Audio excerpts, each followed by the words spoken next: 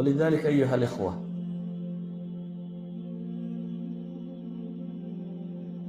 dadku tan dhow buu ku mashquula wixii ka dambeeyeyna uu arki waayo yani shay yar haddaad isha ku soo dhowayso wuu qarinaya fartaydan ishaydoo dhan way qarin kartaa haddii se la durkiyo way libdhaysaa adduunka inuu isku soo dhoweynay dabeetana noloshaba uu inaga qariyey ma arki karaysid ilaa meersadiiska iyo mushaharka badan iyo waxaa mooyaane wax kale arki kari maysid ولذلك بو تاريخيا انتي غريغا بلوتارك وحليه قد وجدت في التاريخ مدن بلا حصون ومدن بلا قصور ومدن بلا مدارس ولكن لم توجد ابدا مدن بلا معابد in history تاريخ ابن ادم كبوليه وحال هلاي مقالوين قديمه وانقل على لهين waxaa la helay buu leeyay magaalooyin waaweyn oo qadiima oo aan qusuur iyo lahayn daaro dhaadheer waxaa la helay buu leeyay magaalooyin aan schooling system iyo waxbarasho lahayn laakiin fi taariikh lama haya buu leeyay magaalo aan meel wax lagu caabudo lahayn taariikh al-insaaniya waxa archaeology qoday waxa wax la baaray lama haya bay leeyihiin magaalo bini aadam uu ku noolaan jiray oo aan meel wax lagu caabudo lahayn ولذلك بلوتارك مركز لما وحليه إن مدينة بلا أرض تقوم عليها أسهل من قيام دولة بلا إله مقالين الدستان نلب لهين يعني وحيرة مستحيلة إلا أن البكترين يقولها مقالة نسوى مستحيل تاسبا كفضت بولي دولة بلا إله هين تصميسو طبعا وحبر ما السنين يعني إنسان قوى بفطرته بو عابدي هي لكن waxay isweydiinta leh yaad caabudaa xoolahaad caabudaa nabigu calayhi salaatu wasalaam wuxuu leeyahay tacisa cabdu dirham wadinaar tacisa cabdu lkhatiifa addoon waxaa hoogay ka dirham iyo diinaar addoon u ah inaad lacag ururiso haddaad u noolaato iyadaad caabudaysaa cimrigaaga xooggaaga caqligaaga tamartaada waxaagoo dhan waxaad isugu geysay account-kaagu inuu bato account-kan waxaad ka isticmaalaysaa waa wax yar laakiin inaad badiso dadka badh baa u addoona guriga asaadka yaallown inuu bedelo maanta oo dhan buu soo shaqaynayaa bilaal la wadayaa waxaa la odhanayaa fadhigaa la bedelayaa waa la wadayaa qolka seexashadaa la bedelaya waxaad addoon u tahay alhabtan inaad bedesho modaliskeeda That's the purpose of your life. noloshaada hadafkeedii intan baad ka dhigtay cimrigaagii waxaan baad ku bixisay Sheekh Zandani baa wuxuu isugu yeedhay niman khubaro khatiira markaasuu cilmi tashriix uu ka waraystay bini aadamku wadnuhu muxuu qabtaa muxuu taraa muxuu jirka ugu jiraa waa la sharxay beerku muxuu taraa kaliyu muxuu taraa kani muxuu taraa waa la sharxay kadib wuxuu yidhi waxaan oo dhan ahdaaftoodii garanay marka la isku wada daray uu qof noqdo ka warrama maxaa loogu talagalay isaga and that's philosophy يعني maaha cilmigii dhakhtarka ee waa philosophy baad ka warramaysa weli haddii acdaada qofka bini aadamka mid walba waxa loogu talagalay la gartay waxay marka la isku daro haddaad gaadhi sharaxdo oo tidhaahdo taayirku waxan buu taraa injiinku waxan buu taraa steerinku waxan buu sameeyaa daaqaddu waxan bay samaysaa marka la isku rakibo gaadhigu muxuu taraa tidhaahda garan maayo ka warran hadafku wuxuu ahaa gaadhiga wixii loogu talagalay inuu garano baartiskiisa may ahayn insaanku maanta nool in badanoo ka midi waxaa la garan la'ayay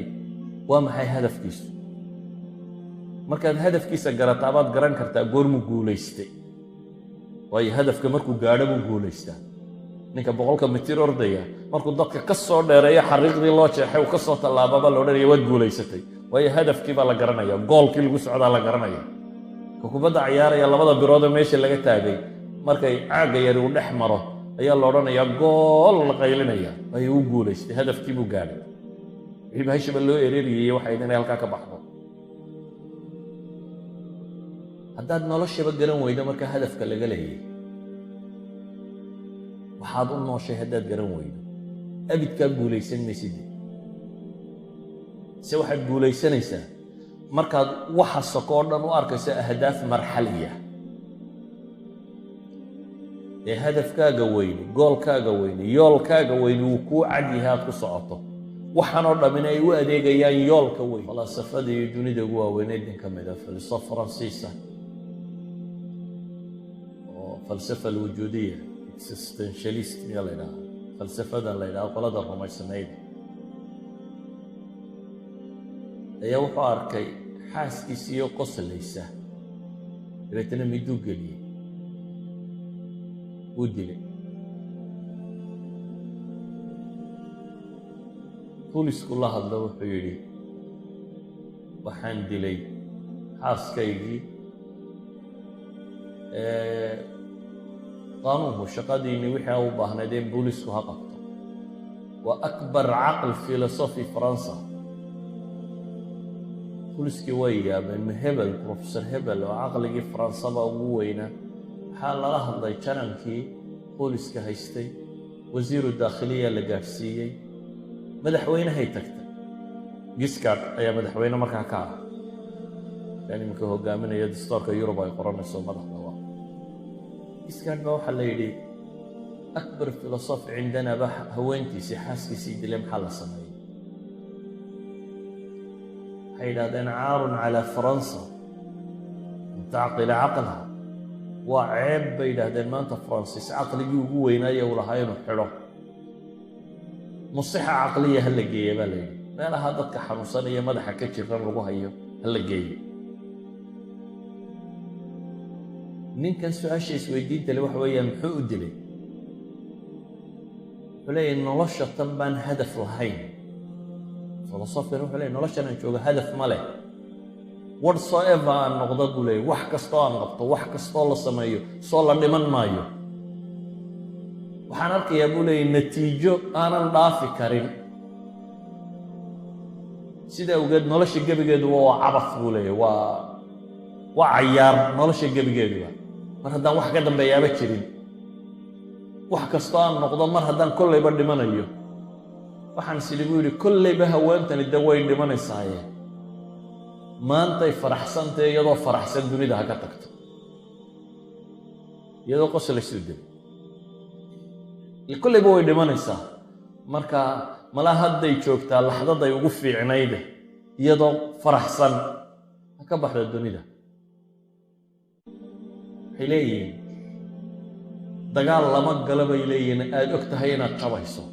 ciidanku haddii la ydhaha dagaalka waynu gelaynaa laakiin waa layna jebinayaa ciidama dagaalamaysaa hadday xaqiiqa tahay in lagu jebinayo dagaalku macno kuma markaad rajo qabto ee inaad guulaysanaysa ama wax jebinayso dagaalku qiimo samaynaya wuxuu leeyahay nolosha tan haddiiba la dhimanayo maxay qiimo leedahay wax kastoo aan soo sameeyo soo ka tegi maayo therefore wuxuun baan dooran karaa buu leeyahay laxdada aan ugu farxad badanaya inaan ka baxo that's why maanta yurub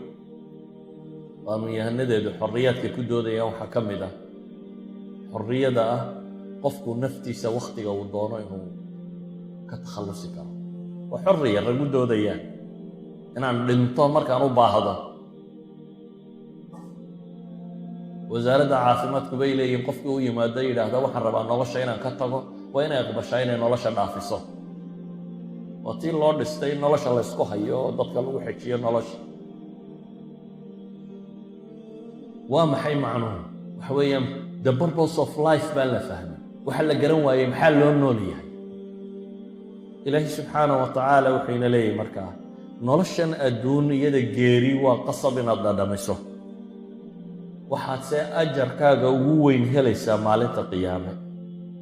ee guusha dhabtii waxa weeyaan baa ilaahay leeyahy faman zuxzixa can innaari wa udkhila aljannata faqad faaz qofka naar la dhaafiyo ee janno la geeyo kaas baa guulaystay baa ilaahay yidhi amaa haddaad aakhire arki kari weydo wama alxayaatu addunya ilaa mataacu lguruur baa ilaahay leeyahy subxaanahu wa tacaala